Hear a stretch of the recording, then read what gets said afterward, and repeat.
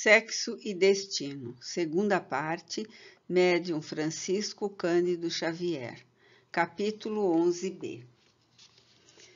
Nemésio ouvia ressentido, revoltado. Marina, reconquistada pelo filho, significava para ele bancarrota moral insuportável. Nunca amara tanto quanto naquela hora em que se lhe esvaíam as esperanças. Entrevia-se calcado, vencido. Pouco a pouco se desinteressara de Márcia, conquanto a conservasse. Marina significava-lhe mocidade, euforia, entusiasmo e improvisação. Justamente, quando ruminava desígnios de recuperar-lhe o carinho, adiantava-se o filho, frustrando-lhe os projetos. Certificando-se de que Gilberto concluíra, vibrou rude golpe na mesa com uma régua pesada e, enceguecido pela cólera que envolvia por juba de fogo, esbravejou. Você nunca se casará com essa... E multiplicou pejorativos e desaforos que o moço aguentou estonteado e ferido. Mesmo assim, depois da tirada de injúrias, retorquindo aos apelos e intimações de última instância, assegurou que saberia tolerar todas as consequências, mas não renunciaria ao compromisso que assumira consigo próprio. O genitor, possesso, entregou-se às vias de fato, esmurrando-lhe o rosto. Gilberto rodou nos calcanhares e tombou no piso para reerguer-se e cair de novo sob pancadaria grossa, até que Nemésio, semelhando fera solta, infligiu-lhe tremendo chute, vociferando. Rua, miserável, rua, rua, suma daqui, não me apareça mais. Acompanhamos o menino atônito que alcançou a via pública, tentando estancar com um lenço um filete de sangue a escorrer-lhe num dos cantos da boca. Daí a 40 minutos, um ônibus despejava-nos no Flamengo. Os Nogueiras terminavam o almoço e, antes de rumar para o banco, Cláudio recolheu junto da filha o relatório doloroso. O trio machucado entendia perfeitamente a gravidade da situação. Nogueira, porém, ofereceu-se para ajudar. Diligenciaria obter para Gilberto um emprego no estabelecimento de crédito em que trabalhava. Considerava o dirigente como amigo. Solicitar-lhe-ia os bons ofícios. Que o rapaz esquecesse os agravos e aceitasse em Nemésio um enfermo da alma. Gilberto rememorou os segredos de Dona Márcia, condoeu-se do interlocutor e entrou em lágrimas. Aquele homem, muito mais ofendido que ele, mesmo pelo pai prepotente, aquele homem espoliado no coração, impetrava benevolência para o seu próprio verdugo. Marina, que sanzonara o entendimento da vida, exortava também a concórdia e ao ouvido. E tanto se adestrava em renovação que, após o curativo nos lábios de Gilberto, sugeriu ao pai fosse o rapaz conduzido sem delonga ao gerente. Não se devia perder a oportunidade, nada de lamentar sobre o inevitável. Ensaiou apontamentos de bom humor, emprestou comicidade ao drama que lhe cabia viver, endereçando o pensamento ao futuro, e inventou notas alegres para a dificuldade, qual se dependurasse guirlandas numa sala encrespada de espinhos, conseguindo que Torres, filho, chorando e rindo, trincasse alguns pastéis antes de sair. O diretor de Nogueira acolheu o candidato com simpatia. No entanto, não relacionava meios para colocá-lo em regime de urgência. Aguardasse um mês. Não se admitiam aspirantes ao serviço sem provas de habilitação previamente ordenadas, mas prometia entender-se com os chefes. Acreditava na possibilidade de aproveitar-lhe o concurso em caráter de interinidade. Gilberto agradeceu. A sós com o protetor, referiu-se com humildade ao problema de moradia. Afinal, sabia-se expulso de casa a pontapés. Cláudio tranquilizou-o. Certo, não calhava por enquanto a presença dele no lar do Flamengo, embora julgasse a medida irrepreensível. Competia-lhe, porém, imunizar Nemésio contra qualquer novo ataque de fúria. Conhecia a pensão de estudantes corretos e pediu-lhe para que não lhe recusasse as garantias. Entre moços respeitáveis, esperaria a convocação.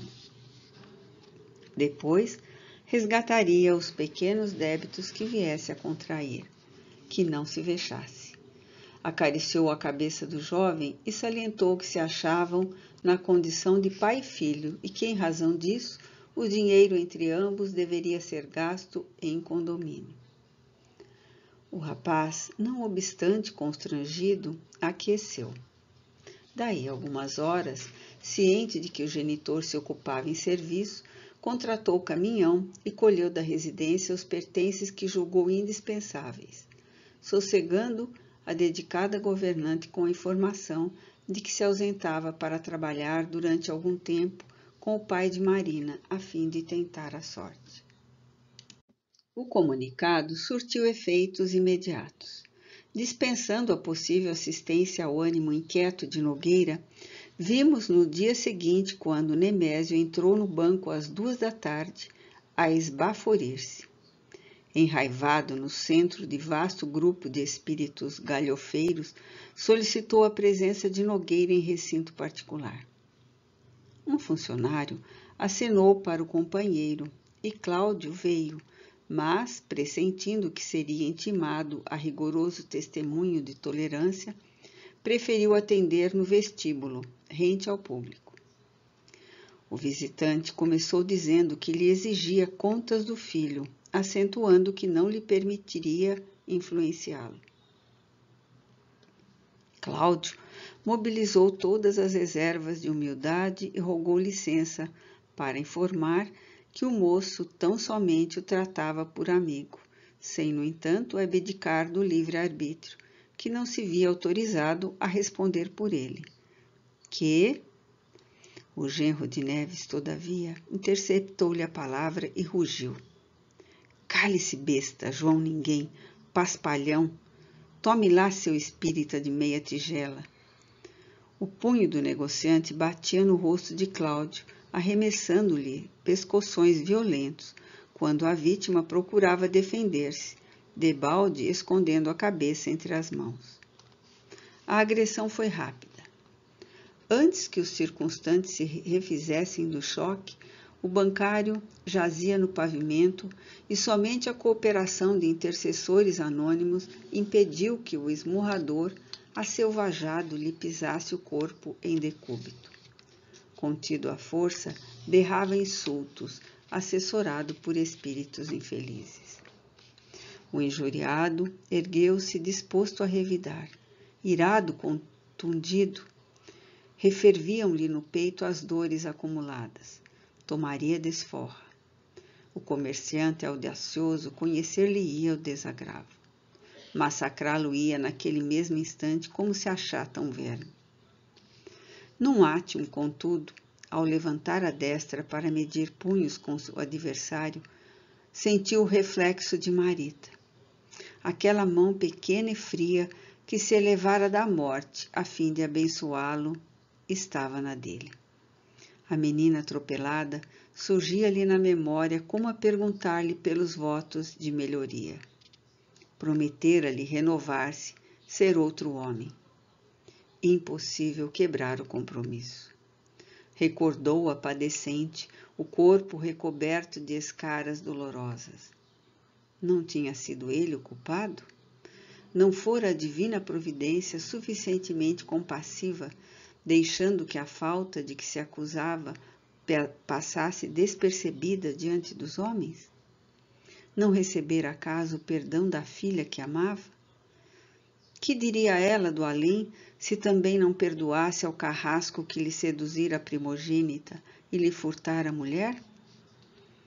Abraçara princípios que lhe preceituavam clareza de raciocínio, a fim de que aprendesse a conjugar bondade e discernimento, justiça e caridade.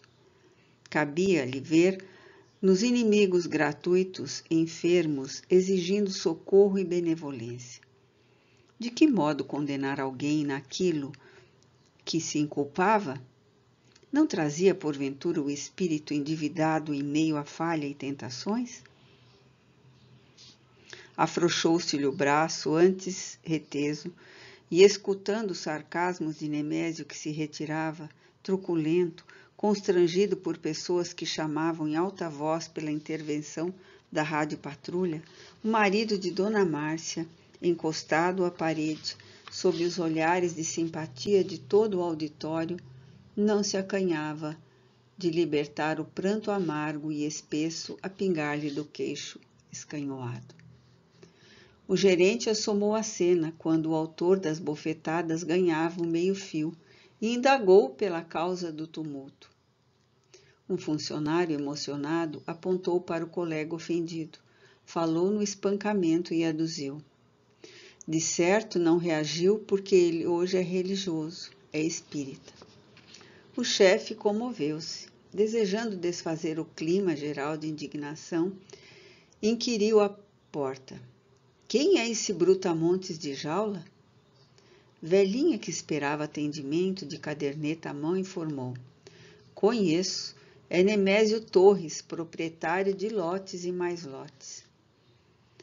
Tubarão, comentou o recém-chegado com inflexão de menosprezo. Onde pensa que estamos? E relanceando o olhar pelos clientes embasbacados, protestou. Gente, nós estamos no Rio. No Rio. Como é que vocês soltam um criminoso desses? Um caso assim é polícia. Corda, cavalaria, cadeia. Esbarrou, porém, com Cláudio imóvel e, recompondo-se, abraçou-o para acabar conduzindo a saleta distante. Aí ouviu do subordinado a história da filha e do rapaz que lhe fora apresentado na véspera. Entre revoltado e conduído, autorizou o ingresso do moço no serviço, acrescentando que lhe faria o possível vencimentos até que lhe vissem a situação devidamente legalizada. Na reta final para o casamento, Gilberto conseguiu empregar-se, estimado de todos. Nemésio, contudo, acabrunhado e desgostoso, convidou Márcia para uma excursão de 6 meses em países da Europa. Atravessariam Portugal e Espanha, França e Itália, com alguma demora na Suíça. Declarava-se infelicitado pelo destino desde a morte de Beatriz. Caipora, malogrado, anelava mudança, refazimento.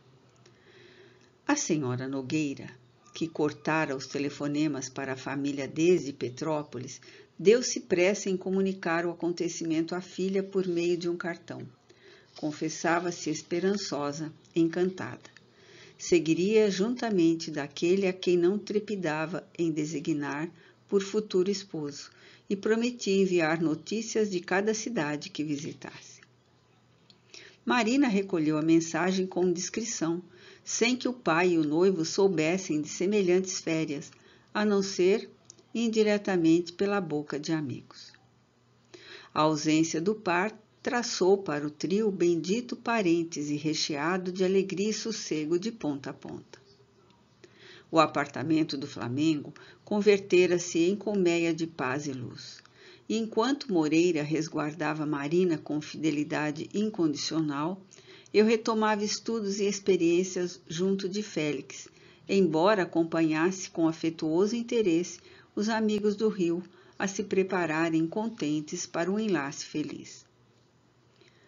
A união esponsalícia de Gilberto e Marina realizou-se precisamente no último dia do ano que se seguiu à desencarnação de Marita, solenidade marcada por flores e orações, abraços e promessas.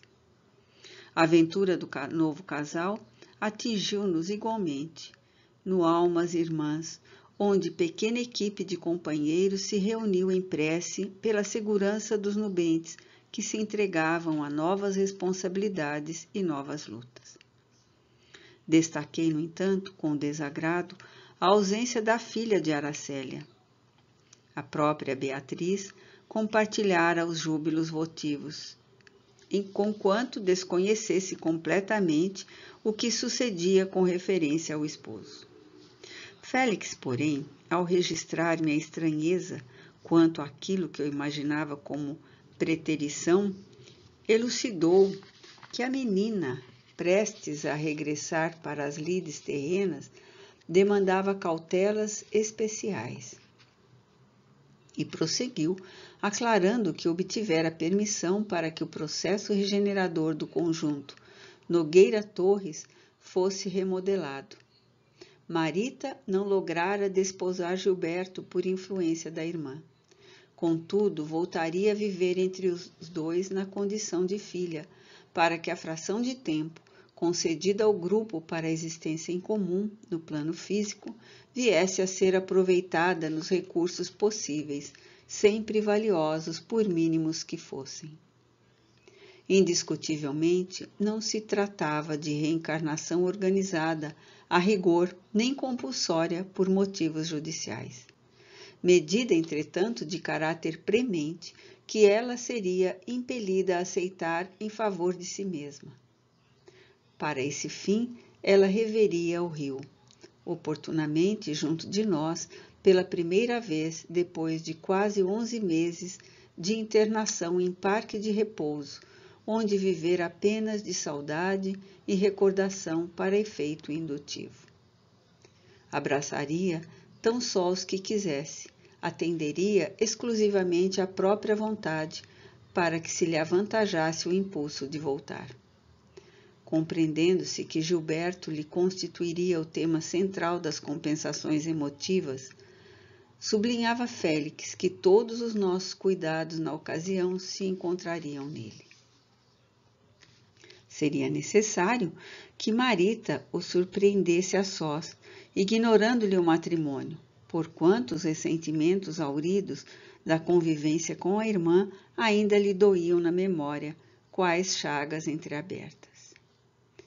E entendendo-se que ambos se reencontrariam mais tarde, por mãe e filha, em conflito vibratório, visando o expurgo dos erros e aversões recíprocas que carregavam de remoto passado, era de todo indispensável que a reencarnante dormisse para o renascimento físico, sob a impressão de euforia perfeita.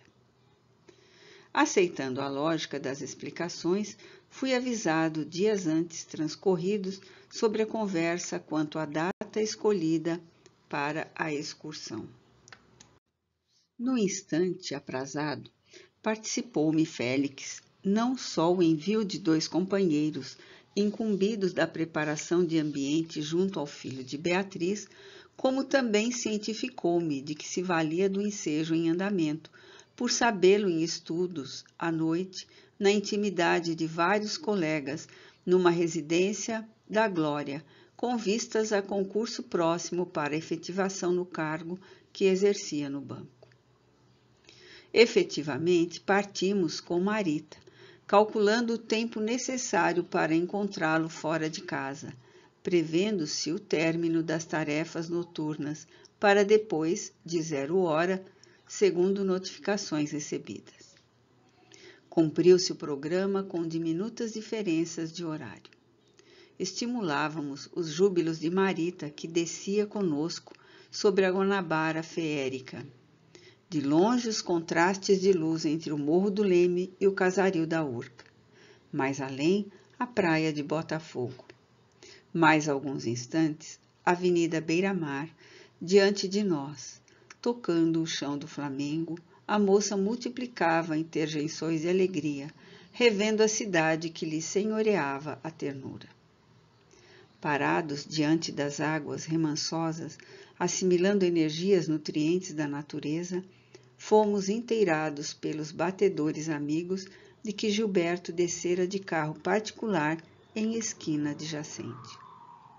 Sem delonga, conduzimos o jovem ao ponto indicado e, ao identificá-lo embriagada de ventura, chamou ansiosa: Gilberto, Gilberto! O interpelado não lhe registrou a voz com os tímpanos carnais. No entanto, assinalou-lhe a presença em forma de lembrança. recordou de inopino aquela que ainda supunha como pupila de Cláudio e tomou direção oposta à que seguiria, parando além, a fim de refletir e contemplar a baía prateada de lua. Sim, ali, naquelas areias, jurara-lhe amor eterno, planeara o futuro. Meu Deus, pensou, como a vida mudara. Enlaçado pela jovem desencarnada, desentranhava-se-lhe a imagem do pensamento, enxugando os olhos. Félix, contudo, apartou-a brandamente e perguntou-lhe o que mais desejava. Viver com ele para ele. A resposta alcançava-nos com um grito de esperança rebuçado em soluços. O instrutor, que não aguardava outra coisa, dirigindo-se a ela de modo paternal, ponderou a conveniência de tornarmos ao domicílio. Empenhar-se-ia por assegurar-lhe o regresso, que se acalmasse. Retomaria a convivência e a dedicação de Gilberto. Não aconselhava, porém, se lhe dilatasse o arrebatamento nocivo a ambos, mesmo porque, muito em breve, estariam juntos. A menina obedeceu, mas pousou sobre nós os olhos molhados e indagadores. Percebi-lhe no espírito os reflexos de Márcia e Marina. Todavia, afastou-lhes a figura do pensamento e inquiriu se lhe era facultado rever Cláudio, acentuando que o pai lhe fora derradeiro amigo nas angústias do adeus. O orientador anuiu contente.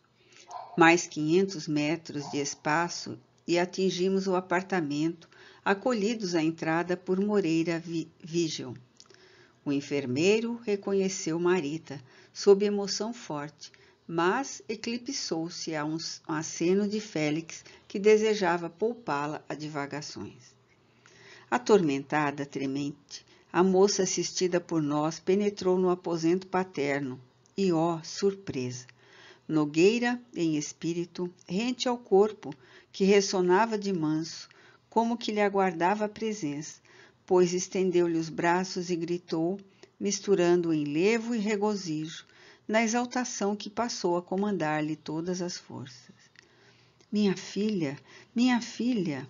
A jovem rememorou os quadros que imaginara no hospital, o suplício das horas lentas, as preces que lhe amenizavam as amarguras, a invariável devoção daquele pai que se lhe redimira no conceito à custa de sofrimento. E ajoelhou-se diante dele, procurando-lhe o regaço, como quando em criança. Cláudio, perplexo, não nos via. Concentrava-se totalmente na visão a exercer sobre ele inigualável fascínio. Afagou com a destra hesitante aqueles cabelos desnastrados que tantas vezes alisara na instituição dos acidentados. E lembrou Marita nas atitudes da infância, quando vinha da escola, e indagou: Filha do meu coração, por que choras? A recém-chegada endereçou-lhe um gesto súplice e rogou: Papai, não se aflija. Estou feliz, mas quero Gilberto. Quero voltar para a terra. Quero viver no rio com o Senhor outra vez. Patenteando carinho imáculo, Nogueira conservou-a sob as mãos que tremiam de júbilo e, levantando o olhar para o teto com a ânsia de quem se propunha romper o monte de alvenaria para dirigir-se a Jesus, diante do firmamento, chamou em lágrimas: Senhor, esta é a filha querida que me ensinaste a amar com pureza. Ela quer retornar ao mundo para junto de nós. Mestre, dá-lhe com a tua infinita bondade uma nova existência, um corpo novo. Senhor, tu sabes que ela perdeu os sonhos de criança por minha causa. Se é possível, amado Jesus, permite agora que lhe dê minha vida, Senhor. Deixe que eu ofereça à filha da minha alma tudo que eu tenho. Ó Jesus, Jesus. Félix considerou que a emotividade excessiva poderia abatê-lo e recolheu Marita nos braços, recomendando que me atrasasse, no sentido de auxiliá-lo a reaver o envoltório físico enlanguescido. Retirou-se o instrutor, carregando a menina paternalmente, ao passo que Moreira e eu investíamos Cláudio sobre a máquina orgânica em movimento de impulsão. Depois de passe reconfortante, Nogueira acordou em choro convulso, guardando na memória todos os detalhes da ocorrência. Daí a instante ouvimos passos na sala. Gilberto entrava de leve. O sogro intentou aprumar-se e chamá-lo para narrar o acontecido. Entretanto, assimilou-nos a exortação ao silêncio para colaborar com o futuro. Sim, concordou, qual se tivesse conversando consigo mesmo. A verdade da vida não deve brilhar para a maioria dos homens, senão por intermédio de sonhos vagos, para não confundir-lhes o raciocínio nascituro, assim como o universo de Deus não pode fugir para as criaturas da terra, senão em forma de estrelas, semelhantes a pingos de luz nas trevas, de modo lhes não arrasar a pequenez. Entretanto, a certeza de que Marita retornaria ao mundo reencarnada iluminava-lhe o pensamento e aquecia-lhe o coração.